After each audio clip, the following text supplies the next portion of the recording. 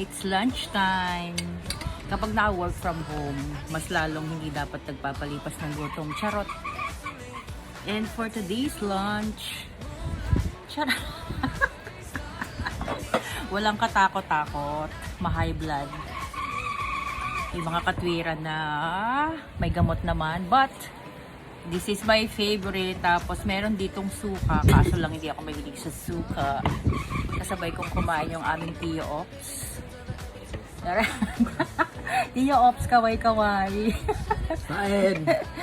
Yung aming Tio Ops ang laging walang sawang gumagawa ng aming mga nilalafang dito. Yun. Yun ang kanyang love language. And, syempre, dyan muna kayo at ako'y magpapaka-HB dito sa aming lunch for today. Good luck sa